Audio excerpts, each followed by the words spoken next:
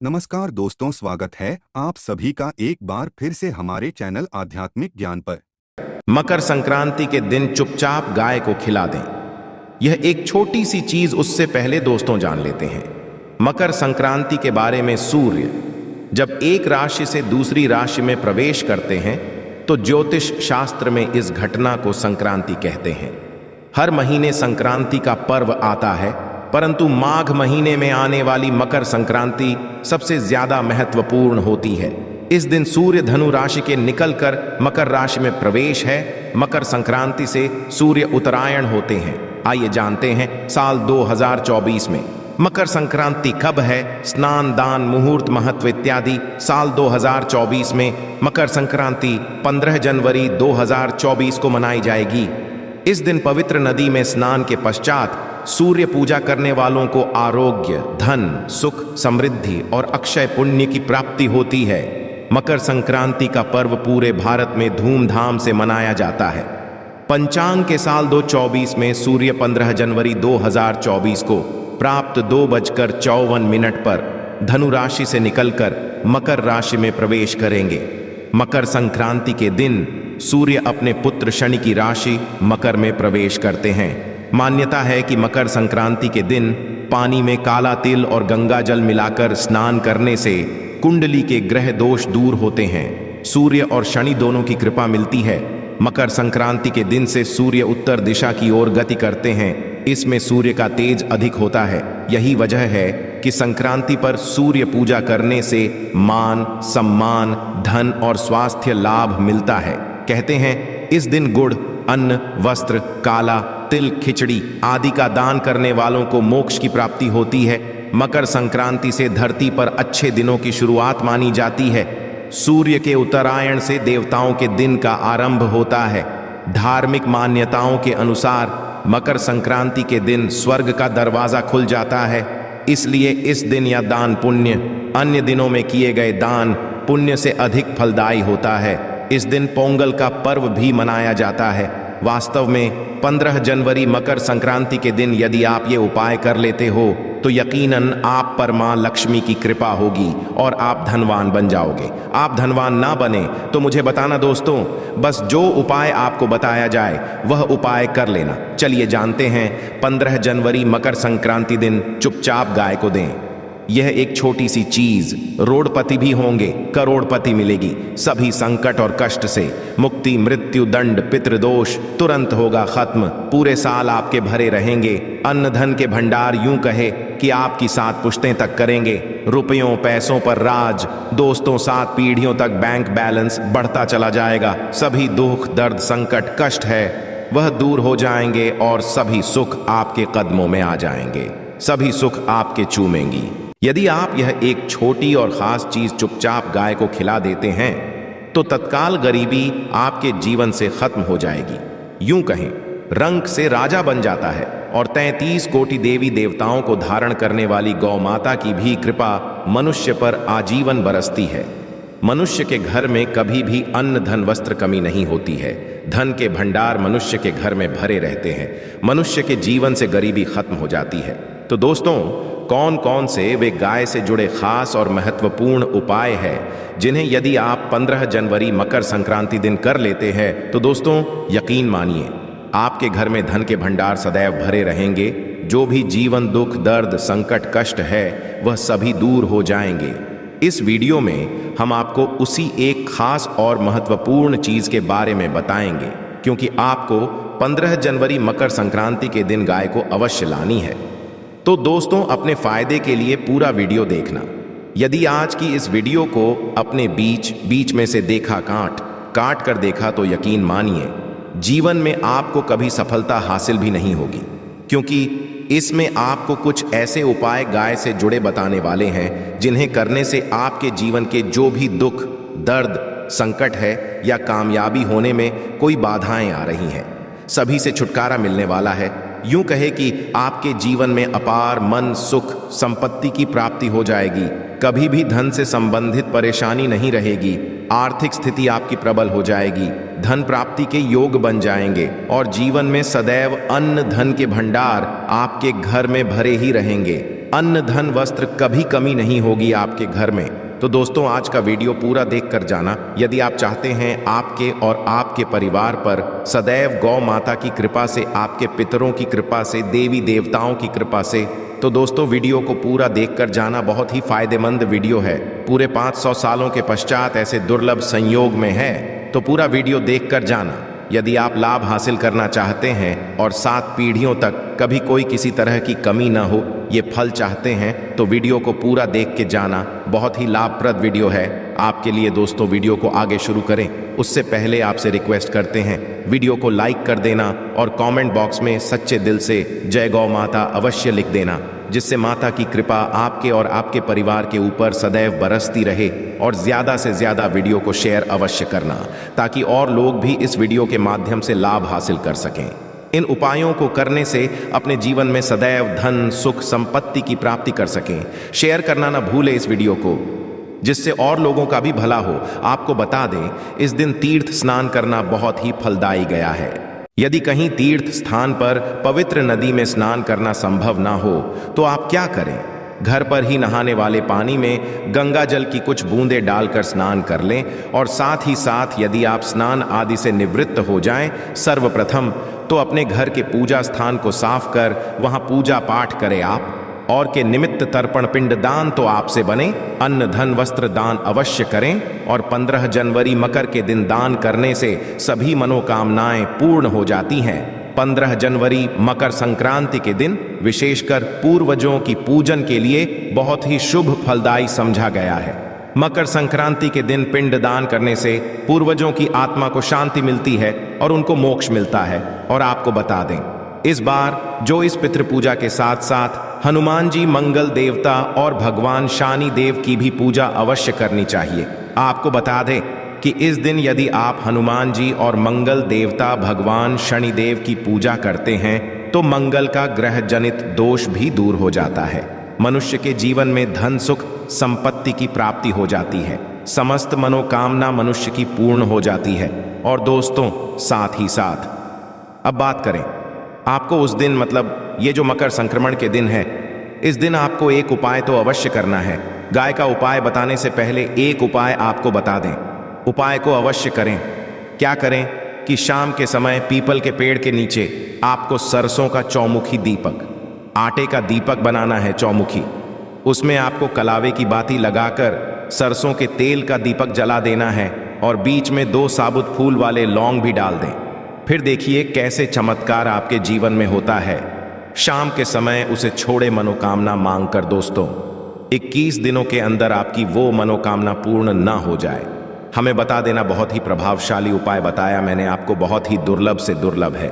इस बार नए वर्ष को उपाय को अवश्य करें। ये उपाय जो है बहुत ही आपको लाभ देगा। और अब बात करें गाय से जुड़े कौन कौन से उपाय आपको इस दिन, मतलब गाय से जुड़े उपाय जिन्हें करने से मनुष्य को 7 पीढ़ियों तक बैंक बैलेंस की कमी नहीं होती, दुख संकट कष्ट दूर हो जाते हैं और सभी सुख मनुष्य के कदमों में आ जाते हैं। कदम है सभी सुख और घर में अन्न धन के भंडार सदैव भरे रहते हैं, कोई कमी नहीं होती। किसी तरह कौन कौन से उपाय ध्यान से सुनना, जिस तरह बताए उसी तरह इन उपायों को आपको करना है।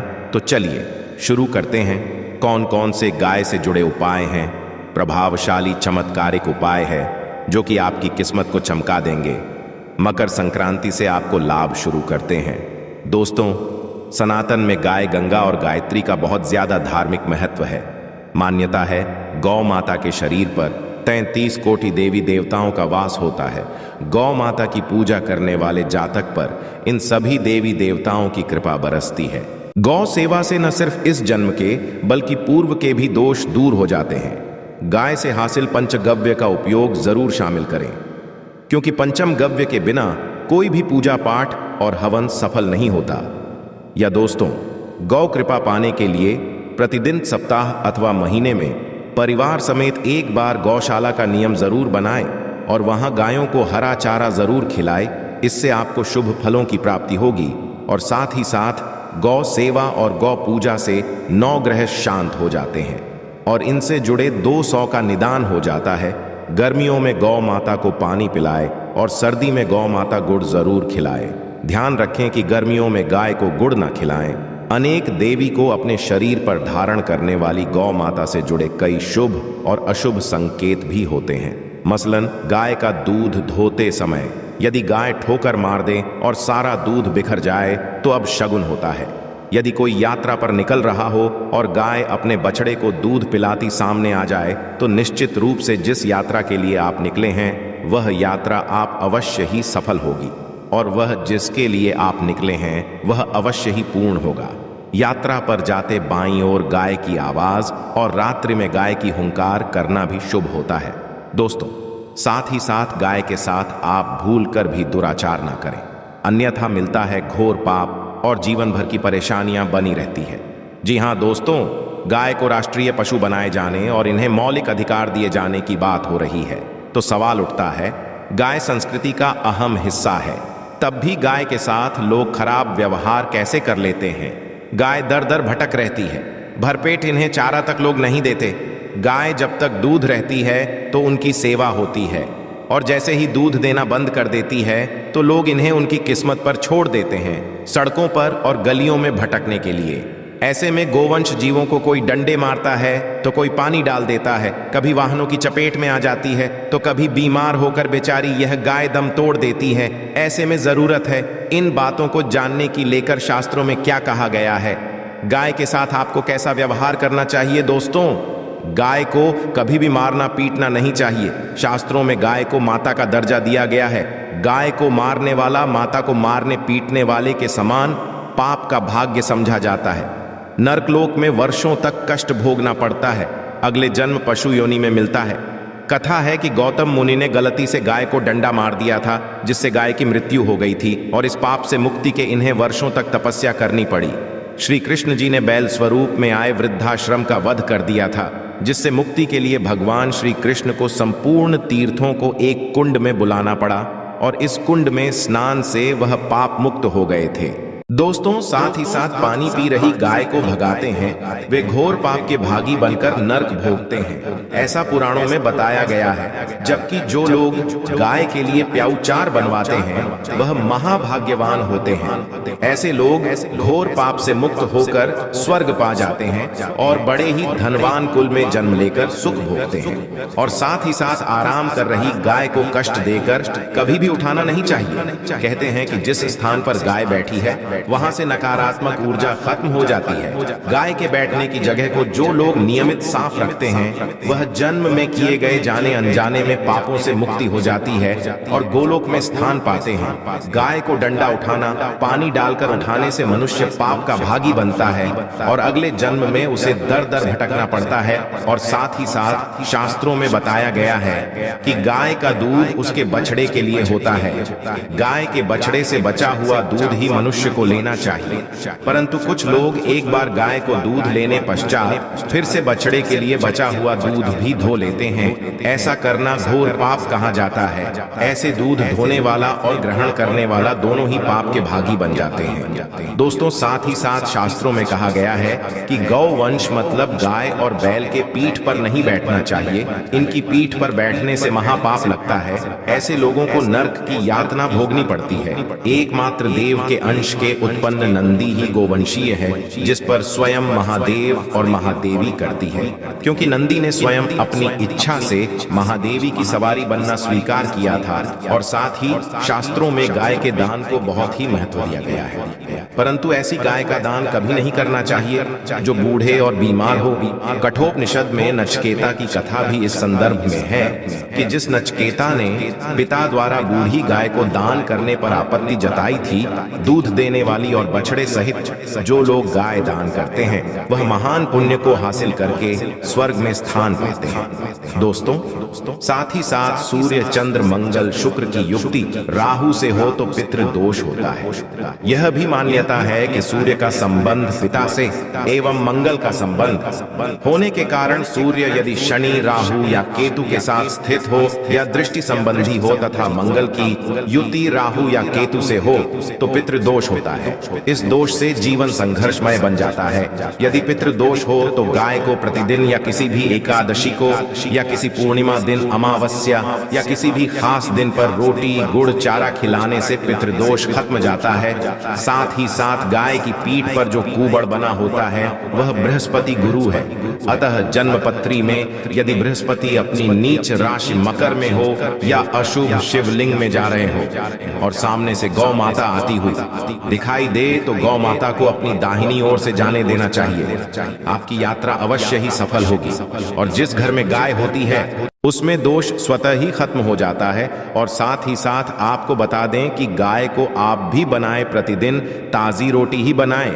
गाय को यदि आपने रोटी बनाई है तो कोशिश करें कि उस रोटी को आप तुरंत ही गाय को दे दें। यदि आप उस रोटी को रख देंगे और उस रोटी को अगले दिन देंगे तो वह रोटी बासी मानी जाएगी। गाय को कभी भी बासी रोटी ना दें, इससे घर में नकारात्मक ऊर्जा वास करती है और जो भी काम आपके बनने वाले होंगे वह काम भी आप बिल्कुल भी नहीं बनेंगे। इससे आपके घर में हमेशा दर्द देवता का वास रहेगा और आप भी उस काम में आपको हमेशा असफलता ही हाथ लगेगी।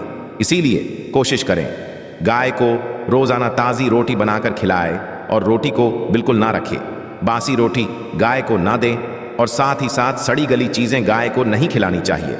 घर में कोई फल है, कोई सब्जी है, सड़ जाए तो लोग क्या करते हैं, गाय को देते हैं। नहीं, ऐसा चाहिए। ऐसा करने से यदि आप गाय को खिलाते हैं तो और आप पाप के भागी बन जाते हैं। आप सड़ी गली चीजें गाय को ना खिलाएं और साथ ही साथ मकर संक्रांति पर आटे की 11 लोहियां बनाकर उनके ऊपर हल्दी लगाएं। इसके पश्चात को खिलाएं। हर एक लोहे को खिलाते समय गाय के सींगों पर आप हाथ फेरें, पीठ पर हाथ फेरें, मस्तक पर हाथ फेरें। माता गाय के अब चरणों का स्पर्श करें। दोस्तों, ऐसा करने से आपके समस्त काम बनने लगेंगे। जो दुहक का समय चल रहा भी खत्म होगा। आपके जीवन में खुशियां ही खुशियां होंगी। और एक बार मकर संक्रांति पर आप 7 बार गाय की परिक्रमा भी कर लें तो आपके समस्त काम होंगे। और मकर संक्रांति पर साथ ही साथ आप गाय को जब भी रोटी दें, रोटी पर या तो आप थोड़ी हल्दी लगा लें या थोड़ा गुड़ रख लें। यदि गुड़ ना हो तो आप थोड़ा घी रख सकते हैं। दोस्तों, गाय को कभी भी सूखी रोटी ना खिलाएं। सूखी का मतलब गाय को रोटी खिलाएं, उस पर कुछ ना कुछ रख कर खिलाएं। हल्दी लें, गुड़ रख लें, मिश्री घी भी रख लें, मतलब खाली नहीं खिलानी है।